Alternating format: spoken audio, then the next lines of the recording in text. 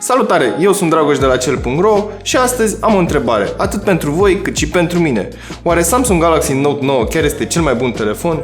Ei bine, haideți să vedem. Oh, stai, este singura problemă. Are vreunul dintre voi 1000 de euro? Revin imediat. Și m-am întors cu un Galaxy Note 9 proaspăt cumpărat. Dar înainte de toate, nu uitați să vă abonați și să activați notificările pentru a fi la curent cu cele mai noi prezentări. Haideți să vedem ce scrie pe cutie, pentru că nu l-am desfăcut și n-am avut ocazia să-l butonez sau să-l testez înainte. Pentru început, modelul acesta este de 128 de GB Dual SIM.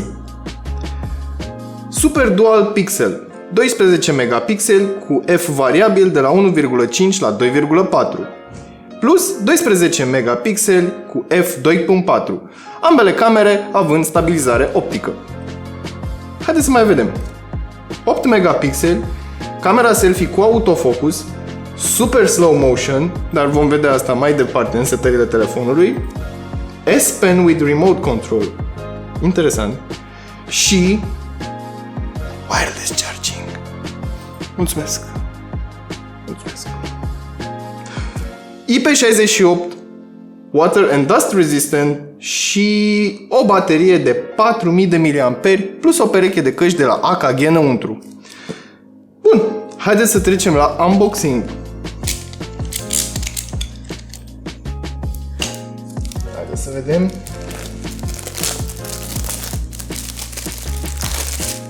Pe el scrie doar SIM european. Acest produs trebuie să fie activat cu o cartelă SIM emisă de către un operator de telefonie mobilă din Europa. Pentru a utiliza cartelele SIM din alte regiuni, trebuie efectuat un apel cumulat de peste 5 minute cu o cartelă SIM de la operatorii europeni. Bun, haideți să trecem la unboxing și să vedem ce găsim înăuntru, pentru că eu sunt extraordinar de curios să văd ce mi-a pregătit Samsung. Sunteți pregătiți? Exact cum am spus. Am să dau plicul acesta la o parte să văd ce găsesc înăuntru, și anume cheița SIM, și aici probabil nu o să găsesc cumva vreo husă ascunsă de Samsung.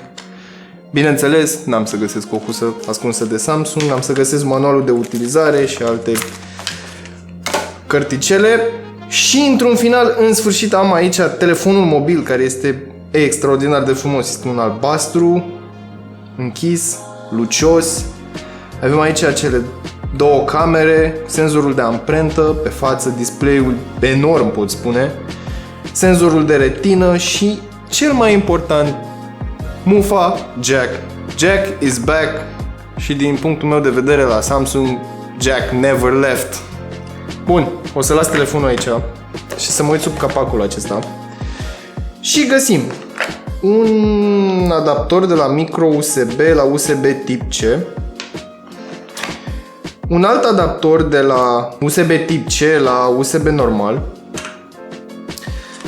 încărcătorul pe care scrie Adaptive Fast Charging și are un output de 9V 1,67 A sau 5V 2 A. Iar aici am... Oare ce e asta? Nu pot să-mi dau seama exact pentru ce este. Probabil va trebui să citesc manualul. Dar aici este cablul USB, căștile care arată foarte bine și pe care abia aștept să le testez, și dopuri de rezervă. Și cam atât. Bun, haideți să nu mai pierdem vremea, să fac curat puțin pe masă și să trec la telefon, să-l pornesc, să-l setez și să vă spun impresiile mele despre acest telefon. În regulă, am desfăcut telefonul, am introdus contul de Google în el și până acum sunt o grămadă de amprente pe telefon. Așadar, ar fi ok să-l folosești cu o husă. Dar nu despre asta vreau să vorbesc, ci vreau să vorbesc mai mult despre construcția lui, și anume, este făcut din două panouri de sticlă Gorilla Glass 5 și pe față și pe spate, cu o ramă de aluminiu și o protecție IP68. Așadar, și pe ploaie și pe vânt Samsung e de neînfrânt. Dar am observat o mică diferență între S9 Plus și Note 9. și anume aranjamentul camerelor pe spate. De asemenea, au rămas într-o configurație dual camera, însă vom vorbi mai târziu despre calitatea foto a acestui telefon. Aranjamentul butoanelor a rămas la fel ca la orice alt model Samsung și anume butonul de power pe partea dreaptă și butoanele de volum pe partea stângă, iar de la S8 încoace butonul de Bixby, care pentru mine este absolut enervant, aș vrea să pot să-l configurez să facă orice altceva decât să pornească Bixby. Vorbind despre display, avem de-a face cu un panou Super AMOLED, exact cum am fost obișnuiți de cei de la Samsung, cu o diagonală de 6,5 inch, o rezoluție 2K+, un aspect 18,5 pe 9 și o densitate de 511 pixel per inch. Deasupra display-ului avem difuzorul pentru apeluri, camera pentru selfie de 8 megapixel cu deschiderea 1.7 și trebuie să menționez că are și autofocus. În partea de sus avem microfonul secundar și sertarul pentru SIM-uri, iar în partea de jos, de la stânga la dreapta, avem, da, în sfârșit, un flagship cu mufă jack, mufa de încărcare tip USB-C, microfonul principal, grila difuzorului și, în ultimul rând, S-Pen-ul, care, din punctul meu de vedere, e făcut dintr-un material cam ieftin. Un singur lucru am de comentat asupra acestui model de telefon și mai precis modelului Dual SIM, pentru că pe spate scrie Duos și sunt două SIM-uri desenate. Niciodată nu mi-a plăcut această siglă a lui Samsung. În schimb, telefonul arată perfect, are un finisaj excepțional și se simte foarte bine în mână. După ce am trecut în revistă designul telefonului și construcția exterioară, haideți să aruncăm o privire și asupra componentelor din interior. Deoarece suntem în Europa, înăuntru găsim un procesor octa-core in-house și anume Exynos 9180, ce este echivalentul lui Snapdragon 845. Acesta este ajutat de acceleratorul grafic Mali G72 MP18. Modelul nostru este cel cu 6 GB RAM și 128 de GB memorie internă, însă există și configurația de 8 GB RAM cu 512 GB ROM. Ambele modele permit adăugarea unui card microSD de până la 512 GB și sunt disponibile în 4 variante de culori: Metallic Copper, Lavender Purple, Ocean Blue și Midnight Black. Toate acestea sunt alimentate de o baterie ce are capacitatea de 4000 de mAh cu suport pentru Quick Charge 2.0 și Wireless Charging. Sistemul de operare este Android 8.1 Oreo, peste care, bineînțeles, Samsung a adăugat puțin din magia lor.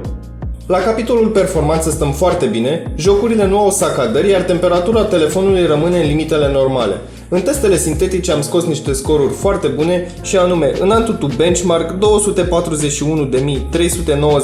de puncte, iar în Geekbench 4 3709 puncte în single core și 9078 de puncte în multicore. Aș vrea să vă vorbesc puțin și despre S-Pen-ul acestui telefon și anume imediat cum îl scot din tocul acesta sau din locașul lui, direct pe ecran pot să scriu ceva sau pot să scriu o notiță fără să trebuiască să mai deblochez telefonul și pot să o salvez direct în notițe. A doua chestie interesantă, imediat cum deblocăm telefonul, avem aici un meniu cu scurtături către diverse aplicații pe care îl pot customiza și să pun absolut orice aplicație din telefonul mobil. Un alt lucru foarte interesant al acestui telefon este funcția de telecomandă a pixului, pe care o regăsim în notificări, în Quick Settings aici sus.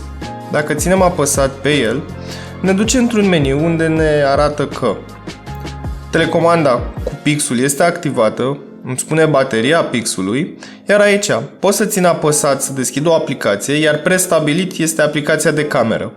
Iar în celelalte aplicații ale telefonului, cum ar fi în cameră, pot să fac o fotografie sau să schimb între camere. Haideți să vă arăt. Intrăm în cameră, avem aici aplicația camerei cu camera pe spate. Dacă apăs de 2 ori, sunt eu aici, pot să vă fac un selfie. Pot să o schimb înapoi. Haideți să ne întoarcem înapoi la meniul telecomanda. De exemplu, în aplicația de muzică pot să dau play, pot să pun pauză sau dacă apăs de 2 ori pot să dau skip. Camera foto iese în evidență prin posibilitatea de a modifica deschiderea diafragmei. Acest lucru este posibil în setările avansate ale camerei și te ajută să captezi imagini în condiții de lumină foarte slabe. Mai departe, am făcut câteva fotografii în studioul nostru și afară, iar tot ce pot să spun este wow. Practic, nu am ce să comentez asupra acestei camere. În lumina zilei, detaliile au un nivel ridicat, iar contrastul și saturația sunt aproape perfecte. Desigur, telefonul se descurcă foarte bine și într-o lumină mai slabă, reușind să păstreze un echilibru între granulație, detaliu și expunere. Asta datorită diafragmei variabile. Acestea fiind spuse, Galaxy Note 9 este unul dintre cele mai performante telefoane mobile în momentul acesta pe piață. Încă nu am putut să-mi fac o părere să spun că ceva ar fi mai bun decât acest telefon, deoarece, spre exemplu, Huawei are o cameră mai bună sau HTC U12 Plus are o cameră mai bună, însă asta vine doar la capitolul utilizarea individuală, adică poate eu folosesc telefonul într-un fel, tu folosești telefonul în alt fel. E vorba doar de preferință și de gust, nu neapărat de factorii care sunt scriși pe hârtie. Cu alternativă la acest produs ați putea alege, de exemplu, HTC U12 Plus, LG G7 ThinQ. Trebuie să menționez totuși și Huawei P20 Pro pentru performanța camerei excepționale. Dar atât pentru astăzi, eu am fost Dragoș, iar până data viitoare nu uitați să verificați descrierea pentru prețul actualizat și linkuri utile.